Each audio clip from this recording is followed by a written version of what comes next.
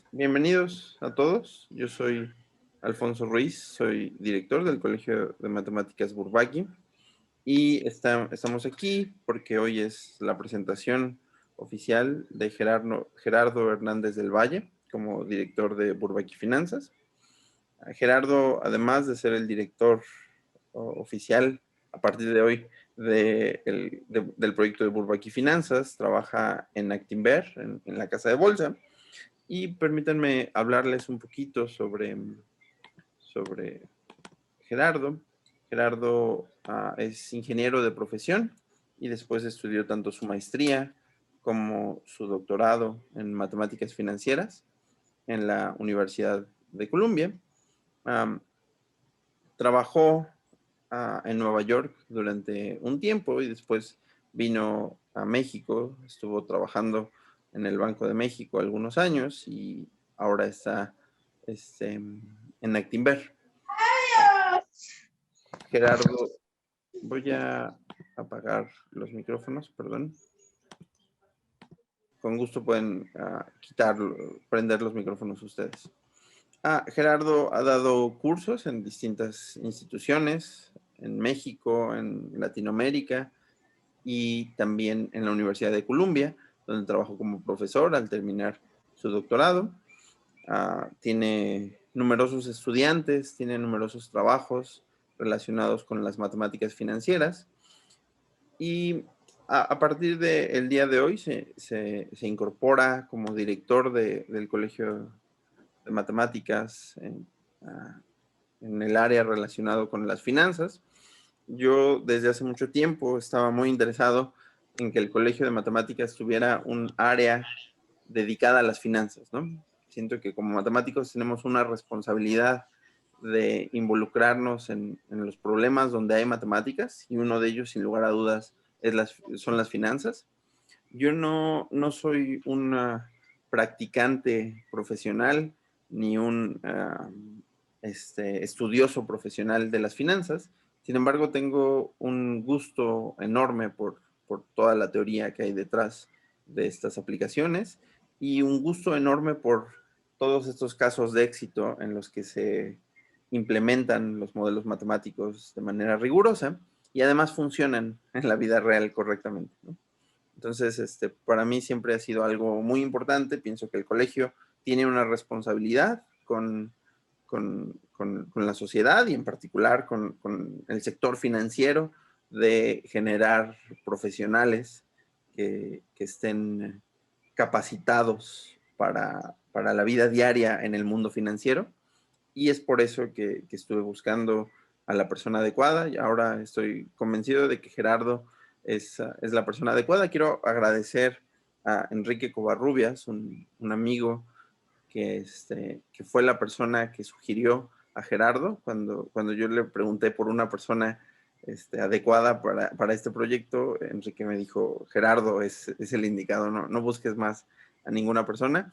Estos últimos meses he estado trabajando y aprendiendo de Gerardo, entonces pues a mí me da muchísimo gusto, creo que insisto en que es la persona adecuada, estoy convencido de que el proyecto de Bourbaki Finanzas va a ser un éxito, prácticamente gracias en su totalidad al trabajo de Gerardo. Entonces, Gerardo, yo pongo a tu disposición el trabajo de las personas que estamos en Bourbaki y te cedo la enorme responsabilidad de este ¿Hay proyecto. agua?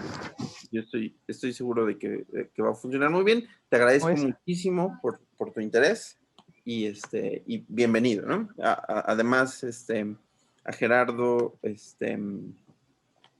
le pedí el día de hoy que nos cuente cuál es su visión sobre las matemáticas financieras y que nos cuente sobre su trabajo. Ajá, entonces creo que es el lugar idóneo para que Gerardo nos cuente sobre su trabajo. De nuevo, gracias y bienvenido, Gerardo.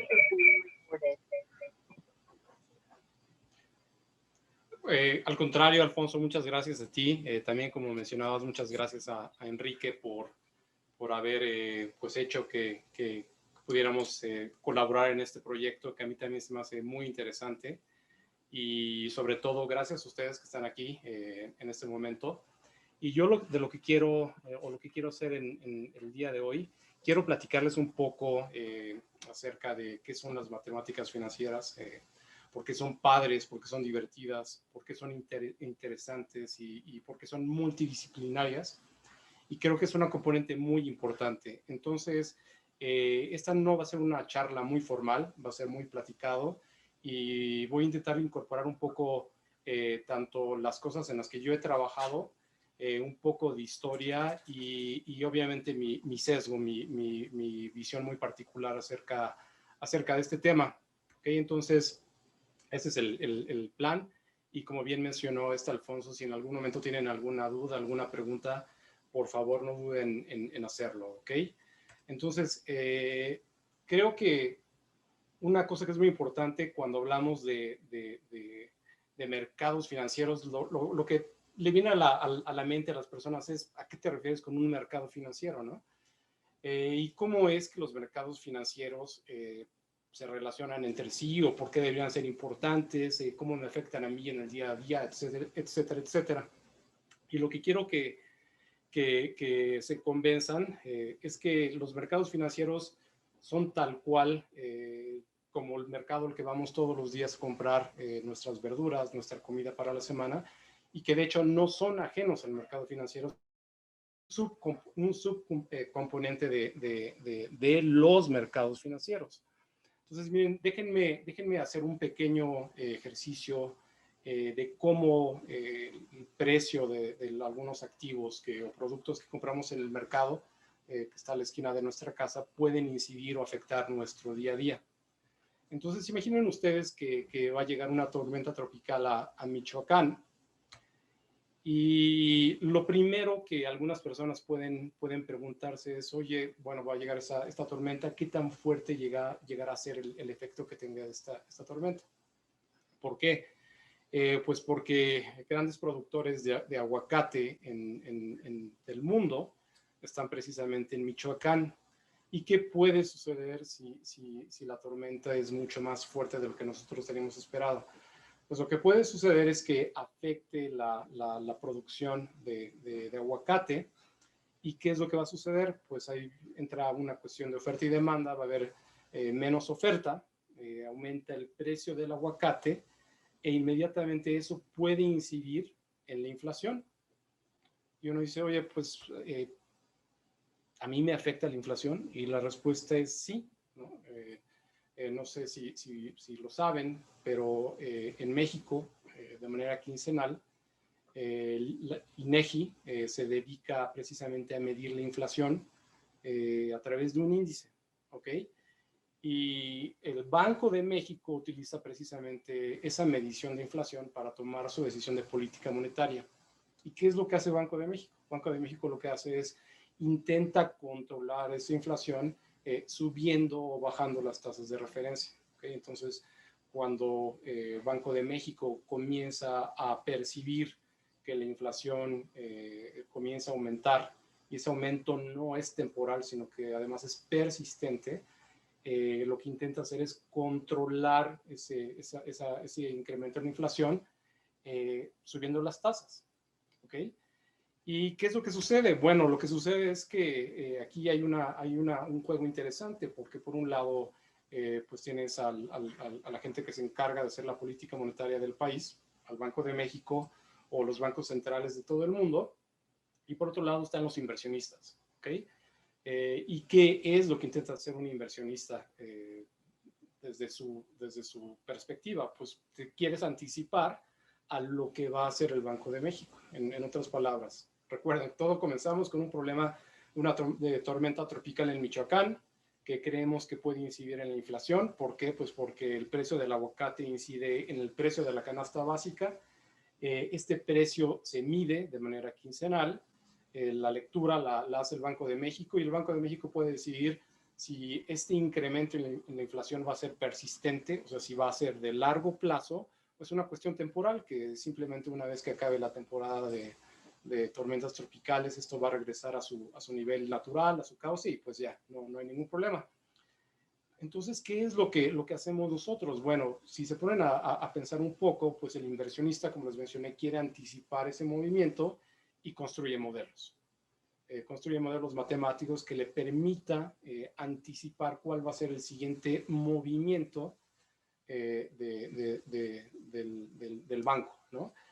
Y es interesante porque si se ponen a pensar aquí un poco, no se trata tanto de lo que yo creo que va a suceder, sino que influye mucho lo que el mercado va a interpretar. Y no únicamente un inversionista, sino el promedio de los inversionistas, cómo van a tomar estas señales. Entonces, noten cómo ahí tenemos un poco de cuestiones de materias primas, tenemos un evento natural, tenemos modelos matemáticos, tenemos un poco de psicología y todo esto está entrelazado, ¿no? Entonces, mi punto, nuevamente aquí a recalcar, es cómo es multidisciplinario este concepto y cómo las matemáticas y el modelado son fundamentales para este tipo de problemas, porque, bueno, afecta a las tasas y estas tasas pueden afectar el precio de otros activos financieros. Ok, y bueno, y uno dice, oye, bueno, eso está muy padre, seguramente esta teoría es muy reciente y se les acaba de ocurrir en los últimos 20, 30 años, y la respuesta es no. Fíjense que la historia de utilizar la ciencia para pronosticar o predecir, hay evidencia, por lo menos del 600 antes de Cristo, y de hecho en un libro de Aristóteles, él relata la historia de Tales de Mileto. Para los que no lo saben, Tales de Mileto es considerado por muchos el primer o el creador o el primer científico en la historia, por lo menos pues del mundo occidental. ¿Okay? Y Tales de Mileto, pues no solamente era matemático, filósofo, pues astrónomo, y la historia que cuenta Aristóteles en su libro Política es que en algún momento, él analizando las estrellas y demás, él pronostica que va a haber una muy buena cosecha de olivos, ¿ok? Y dice, bueno, a ver, no tengo grandes recursos, pero lo que voy a hacer es que voy a, de manera anticipada, rentar todas las presas que se van a dedicar a crear aceite de olivo, ¿verdad? Recuerden que tomo la oliva y después con presas lo conviertes en aceite, en estas prensas. Y lo que sucede es que paga una pequeña prima por anticipado, por tener este derecho, y resulta ser que al final su pronóstico es acertado y por lo tanto pues hace una gran cantidad de dinero, ¿no? Entonces, como que hay una moraleja interesante de cómo, nuevamente, cómo comencé esta charla, ¿no? Que tienes ahí un efecto o algo natural y tienes a una persona que se le ocurre hacer un modelo y quiere anticipar qué es lo que va a suceder y con esa información pues toma cierta posición, decide hacer algo que eventualmente la reditúa. ¿Okay? Y de hecho, pues por aquí simplemente como un poco para que lo vieran, aquí está, obviamente es una copia moderna del libro de Aristóteles, y en una parte, en las primeras páginas de este libro, aquí aparece descrita la historia que les acabo de mencionar, por si algún día la quieren revisar. ¿Ok? Y bueno, obviamente si ya había gente hace 2600 años que ya estaba pensando en utilizar la ciencia para tomar decisiones, pues seguramente esto ha evolucionado en el tiempo y la respuesta es sí. Y este tipo de decisiones, este tipo de modelado lo utilizan pues varias personas. Lo puede utilizar lo que le llamamos un trader independiente, o sea, una persona que con su capital de manera diaria o de manera regular está tomando posiciones, está comprando y vendiendo activos financieros. Y también existen otras personas, por ejemplo, administradores profesionales de fondos, tanto lo que llamamos nosotros fondos mutuos o los fondos de cobertura, que en Estados Unidos y en general son muy populares, lo que llaman hedge fund. Y existen ejemplos muy exitosos de administradores de fondos de inversión que únicamente utilizan estrategias que tienen que ver con puro modelado matemático, mucha psicología, lectura de información. O sea, existe una gran posibilidad de cosas que se puedan hacer con esto. Y finalmente les quería ahí mencionar, por ejemplo, hay una película que salió recientemente, que en inglés se llama The Big Short, en español le pusieron la Gran Apuesta, y es un ejemplo muy visual, muy claro, real además, de la historia de unas personas que anticipan que va a venir pues una crisis en los mercados, y te van contando la historia de por qué ellos anticipan que va a venir una crisis, y te cuentan un poco cuál fue la manera en que ellos construyeron su estrategia para beneficiarse de esta crisis. ¿Okay? Entonces, por ahí hay un libro muy interesante de este Gregory Zuckerman, que se llama The Greatest Trade Ever, y de manera ahí un poco más detallada que la película. Y de hecho la película está basada precisamente en este libro. Entonces, creo que vale la pena darle una revisada. Ok, bueno, entonces, finanzas, ciencia, eventos naturales, política, todo ese tipo de cosas están asociadas, pero yo en particular, ¿en qué trabajo? ¿En qué he trabajado? Entonces, miren aquí, de manera reciente, estos son 4 proyectos en los que he colaborado. Incluyo los nombres de gente, los coautores con los que he trabajado en esto.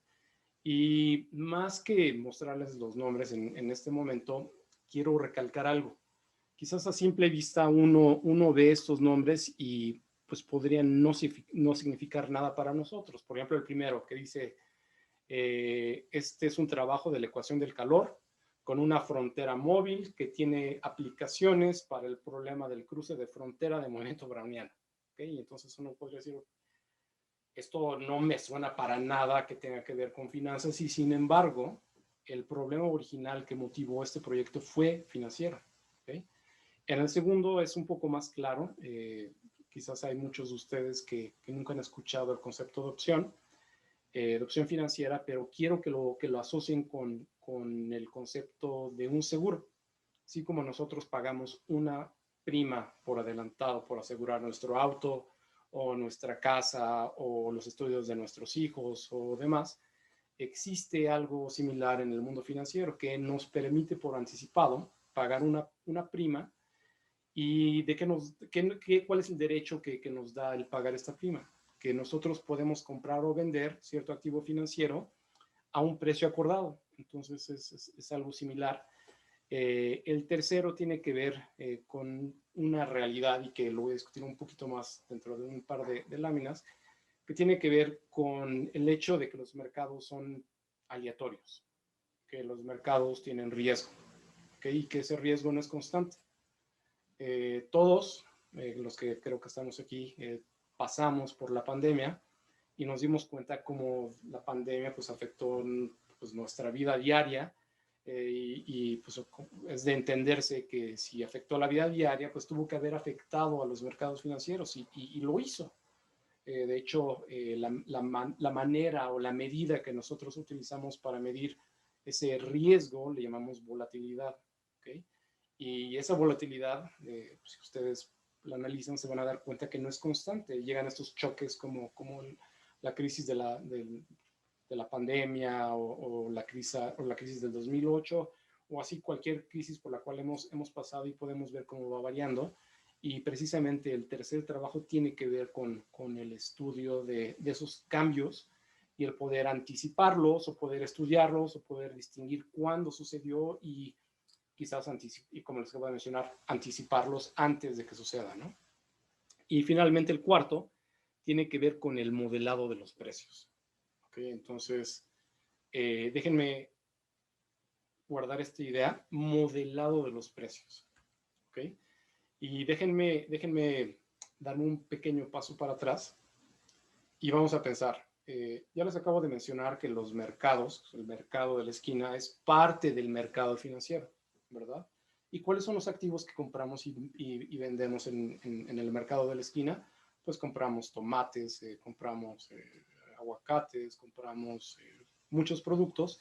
En el mercado financiero en general podemos comprar todos esos activos que nosotros los llamamos materias primas, pero además podemos comprar bonos, podemos comprar acciones, podemos comprar algunas cosas un poco más exóticas como esos seguros que yo les mencioné, que les llamamos opciones. ¿Ok? Y la primer pregunta que a mí me vendría a la mente sería, oye, ¿habrá alguna manera de poder modelar el comportamiento o la evolución del precio de esos activos? Y a mí me parece muy natural, si se ponen a pensar, pues eso fue lo que hizo Newton, ¿no? Newton lo que quería hacer es, quería desarrollar un cierto tipo de modelos que te permitieran predecir, pronosticar el comportamiento de eventos naturales. De hecho, el desarrollo de todo el cálculo pues está basado precisamente en ese concepto, ¿verdad? ¿Y de dónde partes? Pues del concepto de función, ¿sí? O sea, un objeto o un proceso que va evolucionando en el tiempo se puede describir en términos de una función tal y como aparece aquí en esta diapositiva, ¿no? Ahí lo que yo estoy describiendo es el precio del activo en el tiempo t. Y en este pequeño modelo lo que yo estoy diciendo es que el precio simplemente satisface una ecuación lineal. Para aquellos que no recuerdan mucho su parte matemática, es lineal porque aquí la A y la B dependen únicamente, perdón, la A y B son constantes, entonces lo único que determina el cambio en el precio, pues es el tiempo, ¿ok? Y uno se podría preguntar, oye, pero en general, ¿será un buen modelo el utilizar una función lineal para describir el precio de un activo? Miren, aquí por ejemplo puse un ejemplo. Escogí una función lineal que tiene como constante A igual a 100 y lo que le llamamos pendiente, le puse ahí un valor que es de 0.023. Lo que hice es simplemente varié el tiempo, 252 días hábiles, 253 que fue el que tuvimos en el 2020, y esto es lo que yo obtengo, ¿no? Y la respuesta es, pues depende, ¿ok? En particular, estos datos que acabo yo de poner ahí, que aparecen en su pantalla, tienen que ver con el comportamiento del CETE de 28 días durante el 2020. No es exactamente el comportamiento del CETE de 28 días, de hecho es un índice, y de hecho no es exactamente el índice, es una aproximación lineal, pero la aproximación es muy buena. ¿Okay? Entonces la moraleja aquí es pues, el CETE, en general, algunos activos que son de deuda se pueden modelar en ocasiones a través de esta función muy sencilla. ¿Okay? ¿Y por qué nos sirve el modelar cosas? Pues como les acabo de mencionar, nos permite hacer planes, nos permite pronosticar, nos permite anticipar qué es lo que va a suceder, ¿verdad? O sea, yo cuando yo ahorro mi dinero, cuando lo invierto en algún activo, lo hago pues porque tengo alguna necesidad o porque espero que mi dinero, que mi capital, pues valga más que lo que me va a quitar la inflación, ¿no? Yo cuando estoy pensando en ahorrar, quizás estoy pensando en el futuro de mis hijos y de eso va a depender pues la escuela a la cual los voy a poder enviar o el tipo de cosas que les voy a poder yo comprar, ¿no? Entonces el modelado pues, es intuitivo y es útil, ¿no? Entonces aquí en este ejemplo simplemente lo que estoy haciendo es, tengo una función lineal, la varío en el tiempo, y en este caso en particular, lo que yo concluyo es que el rendimiento del CETE o del índice de CETES de 28 días durante el año fue del 5%, casi del 6%. ¿Okay? Y uno dice, perfecto, me gusta la idea, me gusta el concepto, pero ¿qué tan general es? Y déjenme presentarles aquí en esta gráfica, lo que estamos haciendo es comparar. Si ven esa línea negra que aparece ahí es precisamente el comportamiento del CETE, pero esas otras líneas, la línea roja, la línea azul, la línea café que está por aquí por abajo, todas tienen que ver con el precio de algunos fondos a los cuales yo los estoy revisando de manera regular. ¿Okay? Entonces, definitivamente el modelo lineal para poder ayudar a describir estos procesos que están aquí, pues no va a funcionar, ¿no? Es algo que definitivamente no está capturando ese movimiento tan abrupto que está sucediendo. ¿Okay? Entonces, vamos a hacer un juego muy sencillo y lo vamos a hacer de la siguiente manera. Yo voy a comenzar con una moneda. Tomen cualquier moneda, como esta, y comiencen a lanzarla. Entonces, si yo observo águila, en una nota voy a marcar un 1. Si observo un sol, voy a marcar un -1. Y así sucesivamente voy a jugar este juego. Por poner un ejemplo, vamos a jugar este juego 10 veces. Y supongamos que en este juego le sale sol, sol, águila, sol, águila, águila, sol, sol, sol, águila. O sea, voy a tener esta sucesión de números que aparecen ahí abajo. Y ahora lo que voy a hacer es voy a tomar mi modelo anterior, que era un modelo lineal, y ahora le voy a agregar este juego, el resultado de este juego. Pero además voy a incluir esta variable aquí, que es una letra griega que se llama sigma, que es el tamaño de los choques aleatorios que yo le estoy agregando a mi juego. ¿Ok? Entonces, ¿qué es lo que hago aquí? Básicamente lo que hice es que tomé una constante A, tomé mi constante B, que vale 0.1. En este juego jugué 100 veces precisamente lo que les acabo de describir y voy variando la sigma. Recuerden que la sigma de alguna manera va modulando el impacto o la amplitud del riesgo. Y aquí, si lo notan, se ve más claro. Por ejemplo, cuando yo tengo una volatilidad de 1, o sea, una sigma igual a 1, la gráfica de este precio que acabo yo de alguna manera de simular, varía. El precio más bajo que llega a tomar es de 4 y el máximo es de 16. Noten que yo no estoy cambiando absolutamente nada del modelo, lo único que yo estoy variando es la sigma, lo que yo les comenté que se llama volatilidad. Y lo que quiero que quede como comentario es que más que la forma del precio, lo que está cambiando es el riesgo, el comportamiento o el índice inferior y el índice superior que puede tomar mi proceso. Entonces, si yo veo algo que se ve de esta manera, pues no sé, definitivamente no es idéntico a lo que les estoy mostrando yo en este momento, pero me parece que es un modelo razonable, me parece que es un modelo que está capturando esa idea, ¿ok? Y aunque no lo crean, aunque parece algo increíblemente sencillo, intuitivo, esos fueron los primeros modelos que utilizamos para modelar el precio de un activo financiero, ¿ok?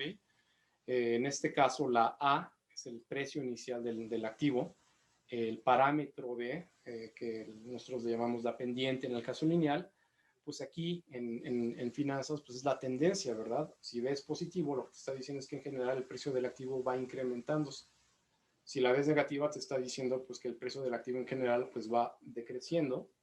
Y la sigma, que si notaron, es lo que está modulando el riesgo, es lo que nosotros llamamos volatilidad. Entonces, se van a dar cuenta que en el argot financiero, el hablar de volatilidad, pues algo muy natural, pero asócienlo con riesgo. ¿Sí? A mayor volatilidad, pues mayor riesgo.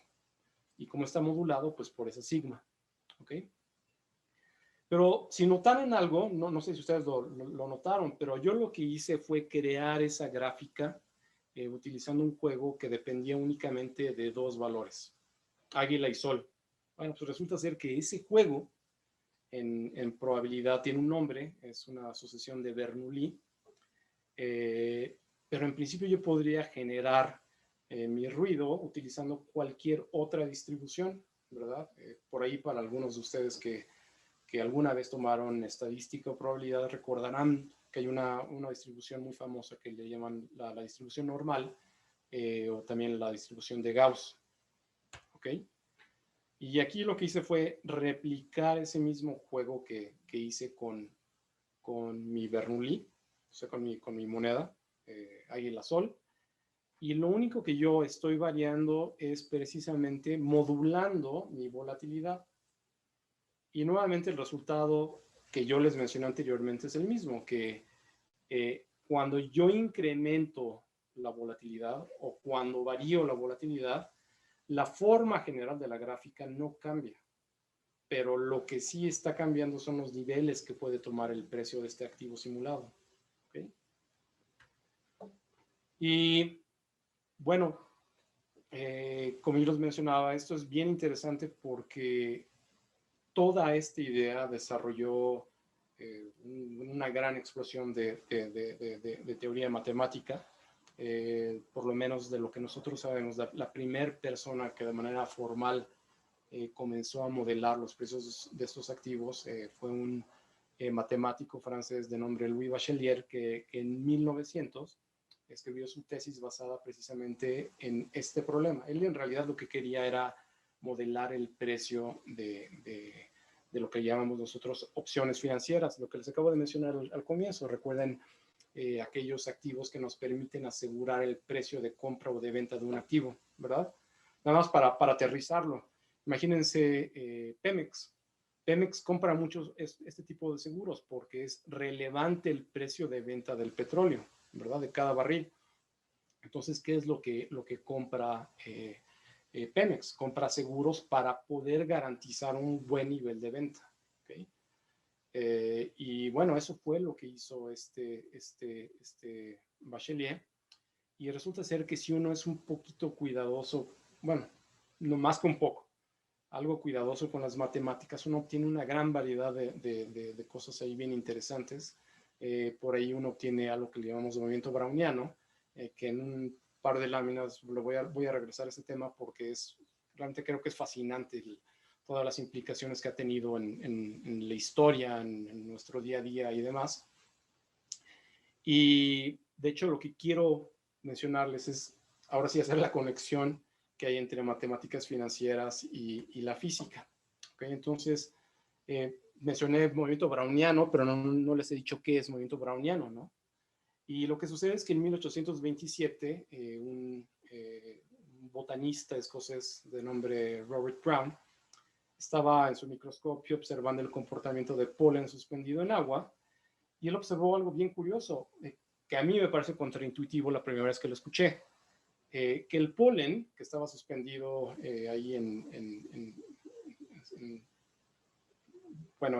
agua se estaba moviendo, tal y como aparece aquí en la gráfica que ustedes están viendo. Pareciera que se está moviendo de alguna manera aleatoria, sin un sentido, completamente sin dirección, pero constantemente. ¿Ok? Y de las primeras cosas que Brown, lo primero que pensó fue, no, pues quizás el polen o el agua tienen están vivos, quizás el polen tiene algún tipo de situación ahí biológica que no hemos aprendido todavía, ¿no? Y bueno, lo que sucedió es que en 1905, no sé si recuerdan lo que llaman el año maravilloso de Einstein. En primer lugar, desarrolló su teoría de la relatividad en unos artículos. En otro artículo habla acerca ¿de qué habla? Habla acerca del efecto fotoeléctrico, que es de hecho por ese trabajo por el cual recibe su premio Nobel. Y el tercero de sus trabajos tiene que ver con la explicación de lo que observó este señor Robert Brown. Y lo que concluye Einstein es que ese comportamiento tiene que ver con la energía cinética. Y de hecho, ese comportamiento ahí aleatorio que nosotros estamos observando a través del microscopio satisface una ecuación, esa ecuación que nosotros llamamos de ecuación del calor. Y no solamente eso, la descripción probabilística del lugar en el que va a estar la partícula, satisface esa ecuación que están viendo ahí en su pantalla. ¿Ok? Y es bien interesante porque para aquellos de ustedes que recuerdan su clase de probabilidad, se van a dar cuenta que esa es la distribución de la normal, la función de distribución de la normal, de la variable aleatoria normal, con una volatilidad sigma. Lo único que estás cambiando aquí es que la volatilidad la sustituyo, o la varianza, como le decimos en probabilidad, está sustituida por el tiempo t. Y bueno, pues fíjense cómo aparece la distribución normal, que además soluciona la ecuación del calor. ¿Ok? Y eso yo creo que no es para nada trivial, porque una cosa está relacionada con otra, ¿no? Y no me suena para nada trivial. De hecho, la primera persona que estudió o que desarrolló la ecuación del calor fue Fourier, y él lo que quería entender era la propagación del calor en cualquier medio. Y desarrolló esta ecuación. ¿Okay? Entonces, miren, aquí nada más quería yo mostrarles, esta es una copia en inglés del artículo original de Albert Einstein, y por ahí, si ustedes hacen un zoom a su presentación, se van a dar cuenta que aquí aparece, me parece que es la ecuación número 10, donde aparece ahí la función y un par creo que en la página del calor, y nos explica cómo es que este tipo de conceptos están relacionados. Se recuerden, estaba hablando de matemáticas financieras y de repente lo relacioné con un ruido gaussiano o una distribución normal, y que resulta que esta distribución normal tiene que ver con un proceso físico, y que si lo piensan un poco, pues ahora que veo este comportamiento, pues se parece un poco al comportamiento que yo observo en el precio de un activo financiero. Que concluyo, pues, que la física y la matemática, o que las finanzas no son ajenas, y que es muy natural, ¿no? De hecho, si ustedes se ponen a pensar un poco, creado nosotros los seres humanos es la mecánica cuántica, ¿no? Y ellos utilizan, o la base de la mecánica cuántica es la ecuación de Schrödinger, que yo sé que no es la misma interpretación que la ecuación del calor, sin embargo, la ecuación es la misma, ¿no? La única diferencia es que aparece ahí un número imaginario i, ¿ok? Y como les comenté, Louis Bachelier, en su tesis de 1900, precisamente retoma este concepto de Brown, que todavía no tenía una explicación científica, que la da después Albert Einstein, y lo utiliza precisamente para modelar el precio de un activo.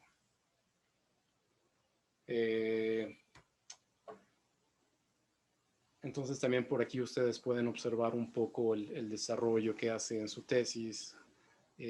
También si le hacen un pequeño zoom se van a dar cuenta que por ahí aparece la ecuación del calor. En aquel momento su tesis quizás no tuvo tanta relevancia como él hubiera gustado.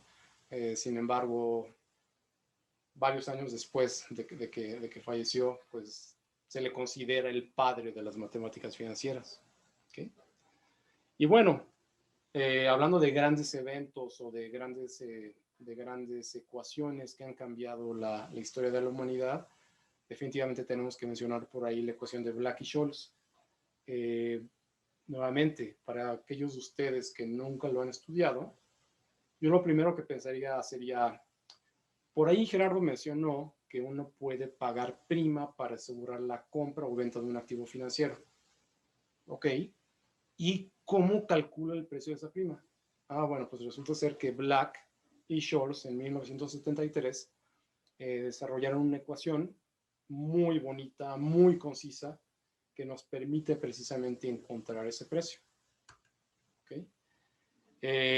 Lo que es interesante, quizás aquí no se ve de manera muy clara, pero si ustedes hacen un pequeño zoom a esta diapositiva, se van a dar cuenta que por ahí aparece la distribución normal, y dentro de estos, aquí en donde dice W, lo que está calculando Black-Scholes es el precio de la prima que les acabo de mencionar, y aparece la distribución normal. Es más, yo les acabo de mencionar que la distribución normal está relacionada a la ecuación del calor. Bueno, pues precisamente aquí en la ecuación número 7 no se ve de una manera tan evidente, uno la tiene que masajear un poco, pero esta ecuación, moviéndole un poquito los parámetros, la puede uno reducir precisamente a la ecuación del calor. ¿Okay? Entonces, nuevamente, física relacionada al precio de un activo financiero. ¿A qué me refiero? Pues al precio de las opciones que desarrollaron Black-Scholes y por los cuales eventualmente Scholz y Merton recibieron el premio Nobel de Economía, ¿no? Entonces, pero bueno, ¿y qué más podemos hacer con este tipo de cosas? Bueno, pues imagínense, ahora para algunos de ustedes que estudiaron cálculo en algún momento, recuerden que la descripción de procesos que desarrolló Newton tenían que ver pues con la dinámica de procesos, ¿no? Y lo representó en términos de ecuaciones diferenciales o su operador inverso que es de integral.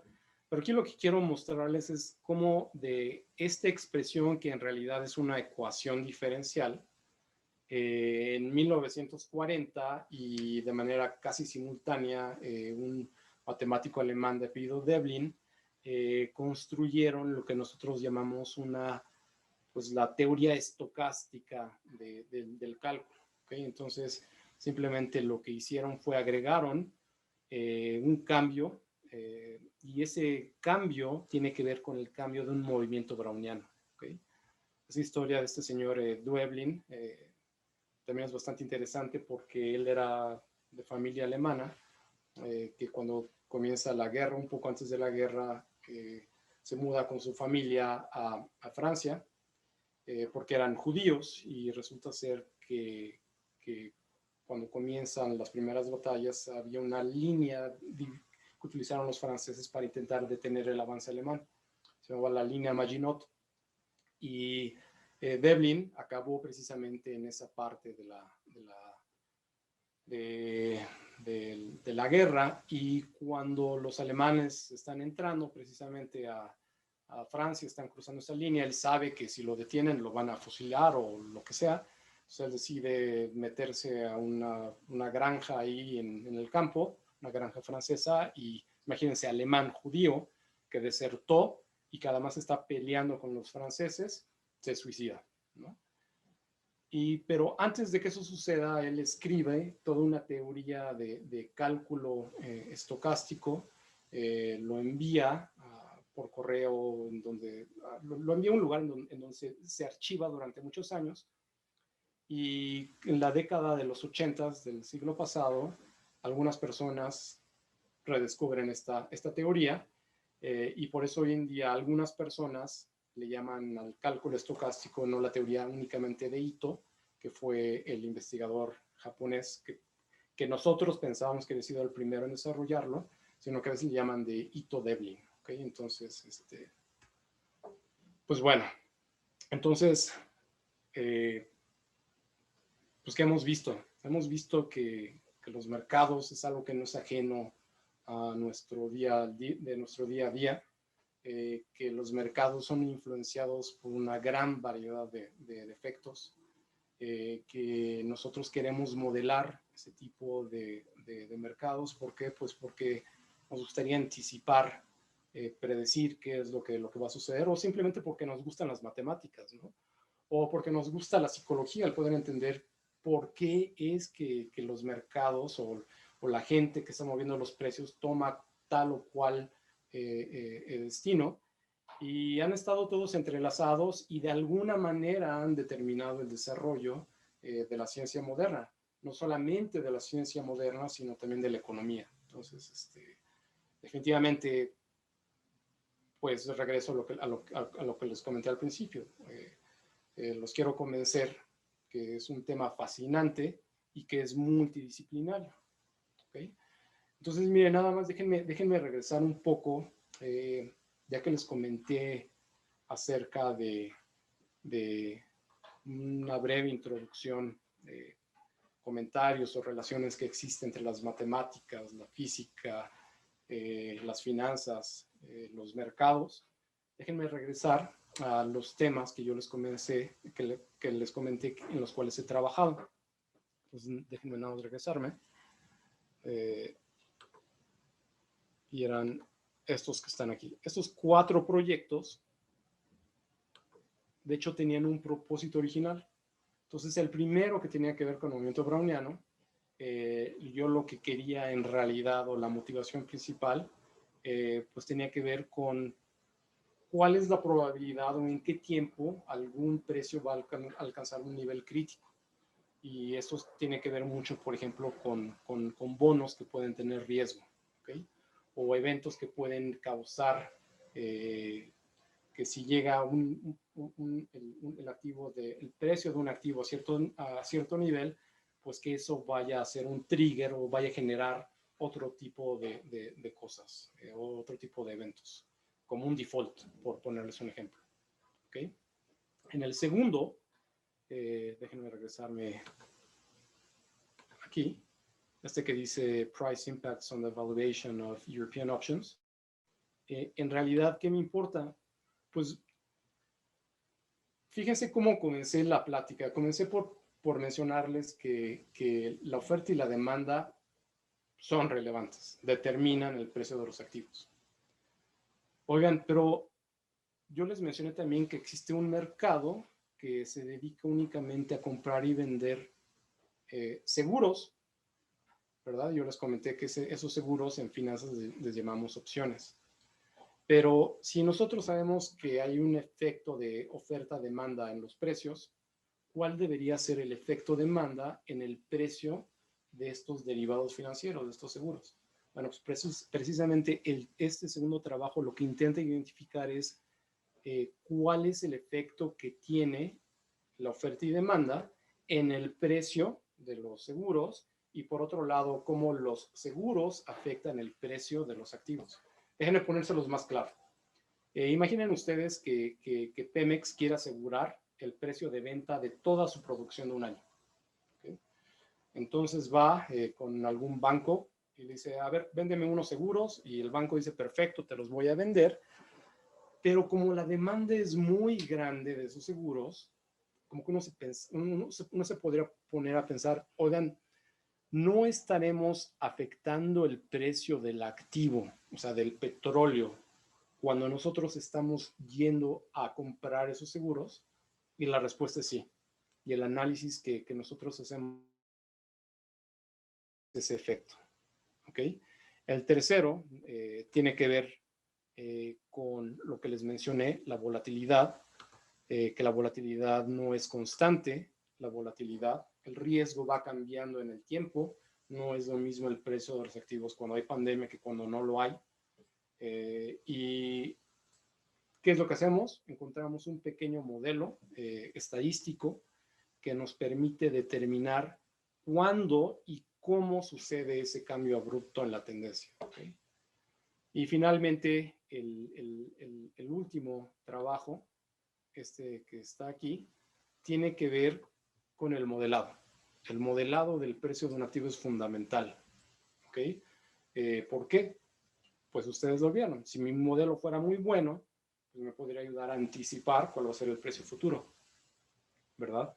Entonces, simplemente el desarrollar nuevas metodologías o el desarrollar nuevos modelos que te permitan, pues, ver de otra manera el precio de un activo, pues pueden llegar a darte una ventaja competitiva al momento de estudiar o de trabajar este tipo de mercados. Y ese es precisamente la motivación y lo que se hace en este proyecto. Ok, entonces, pues bueno, nada más para cerrar, espero haberlos convencido un poco que las matemáticas, las finanzas y toda esta teoría pues son realmente muy interesantes, ya sea que lo hagamos porque nos llama la atención las finanzas per se, nos gusta la mecánica, la dinámica, porque nos gusta la matemática, porque además tiene un poco de todo, tiene un poco de cálculo estocástico, de probabilidad, de álgebra, de teoría de la medida, lo que ustedes quieran, ¿sí? O por, como les comenté en algún momento, la psicología, ¿no? Entonces, creo que definitivamente es un campo que tiene una gran cantidad de posibilidades y en particular aquí en Latinoamérica creo que estamos en el momento adecuado de montarnos, empaparnos de todas estas ideas, pues para comenzar pues a crear, a desarrollar nuevas estrategias, a desarrollar nuevas matemáticas y aplicarlas, ¿no? Entonces, pues creo que eso es todo de mi parte. Muchas gracias, Gerardo. Muchas gracias. Sí. En Zoom es un poco desagradecido aplaudir, pero te aplaudimos porque se escucha. Muchas gracias. No sé si haya alguien que tenga alguna pregunta. Yo por el momento les comparto este artículo de Doblón que me gusta bastante. Es un artículo sobre la historia de este matemático francés que mencionaba Gerardo, y a mí en particular me gusta mucho este texto. Se los comparto aquí por el chat. Pero bueno, no sé si alguien tenga alguna pregunta para Gerardo.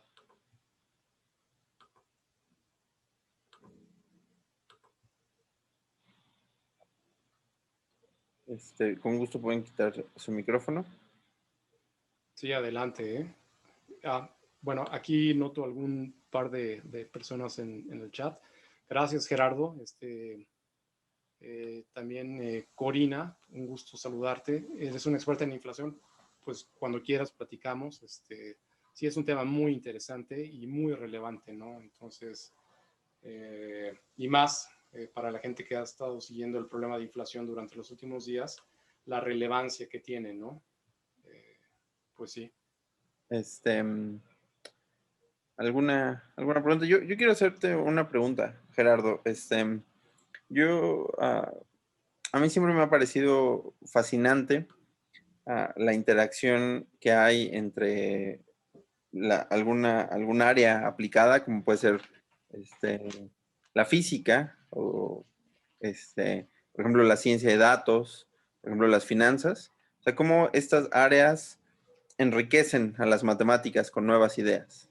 O Ok. sea, muchas personas tienen esta idea, yo pienso que errónea, de que las matemáticas son las que resuelven los problemas.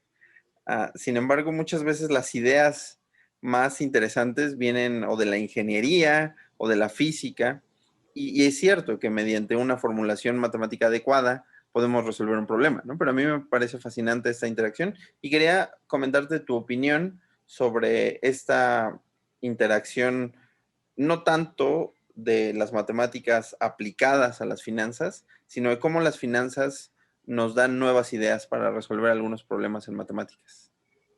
No, claro. Mira, yo creo que mucha gente que ha desarrollado, ha trabajado en lo que nosotros llamamos cálculo estocástico, o en general lo que la gente llama matemáticas financieras, originalmente lo desarrollaron o fueron motivados por finanzas, pero si hoy lo analizas, las cosas que hacen son matemáticas puras, ¿no?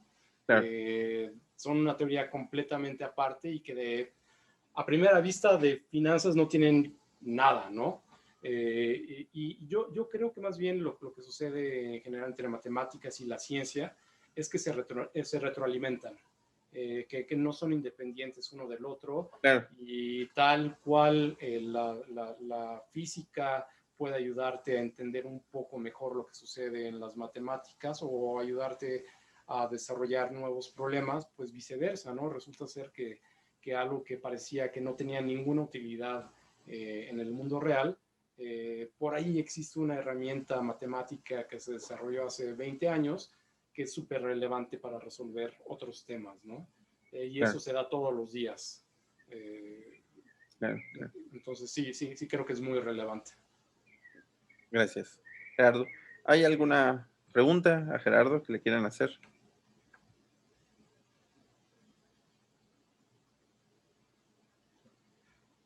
Pues si no hay preguntas, nuevamente les quiero agradecer por su tiempo y ojalá haya hecho un buen trabajo para convencerlos de lo emocionante que es toda esta área, todo este tema. Claro. Y pues invitarlos a que colaboren con nosotros, con ideas, con comentarios. Y pues no sé, Alfonso, si quieres agregar algo. Pues solamente agradecerte mucho, también agradecer a las personas que estuvieron aquí y prometerles que esta no va a ser la última vez que van a escuchar a Gerardo. Vamos a hacer muchas, vamos a partir de este momento, pues vamos a organizar numerosos eventos, numerosos cursos y nuestro compromiso, como lo mencionó Gerardo, es colaborar a que las matemáticas financieras ayuden a resolver problemas y solamente rescatando esta último, que la experiencia en finanzas también nos ayude a resolver problemas matemáticos. Pues bueno, pues muchas gracias. Hay dos comentarios en el chat. Una es cómo se puede colaborar con ustedes y una felicitación por parte de Violeta Calderón a Gerardo. Gracias, Viole. Sobre colaboraciones, Miguel, creo que te agradecería si me puedes escribir a mi correo y podemos platicar sobre el tipo de actividades en las que estamos planeando y así organizar alguna sinergia posible. ¿Vale? Okay. Ahí está el correo. Y pues bueno, muchísimas gracias a todos. Esperemos que tengan un excelente día. Gracias, Gerardo. De que bye. Gracias, buenas tardes.